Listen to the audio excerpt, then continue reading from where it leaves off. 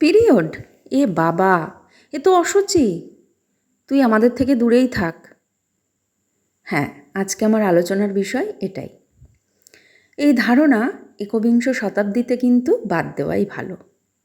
আমরা আজকে একবিংশ শতাব্দীতে বিজ্ঞানের এত উন্নতির যুগে, যেখানে মেয়েরা সমুদ্র থেকে হিমালয় সব জায়গায় দাপিয়ে বেড়াচ্ছে, এমনকি যুদ্ধ জাহাজ চালাতেও তারা পিছপা হয়নি। কিন্তু তবু আমরা মেয়েরা কি সত্যি এগিয়ে? না, যুগের সাথে এখনও আমরা মেয়েরা পিছিয়ে।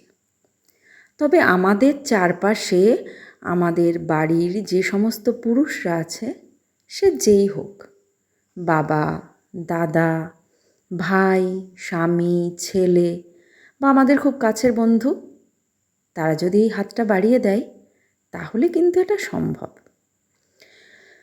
একবার ভালো করে ভাবুন তো, এই পিরিয়ড আছে বলেই কিন্তু আপনি ভবিষ্যৎ প্রজন্মকে জন্ম দিতে সক্ষম।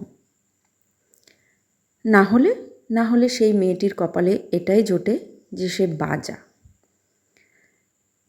তার কখনো ছেলে মেয়ে হবে না। অথচ এই সময় হাজার কষ্টেও আপনার বাড়ির যিনি মহিলা, তিনি বলতে পারেন না একটু রেস্ট চাই। তীব্র ব্যথা সহ্য করেও প্রতিদিনের রুটিন মাফিক কাজ করে যায়। সেটা অনুভব করে আপনি যদি একটু সহানুভূতির হাত বাড়িয়ে দেন, তাহলে ক্ষতি কী?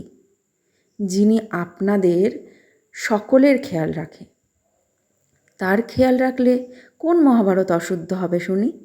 তাহলে এগিয়ে আসুন না, পুরনো সমস্ত ধারণাকে পিছনে ফেলে তাকে গিফট করুন তার প্রয়োজনীয় স্যানিটারি প্যাড।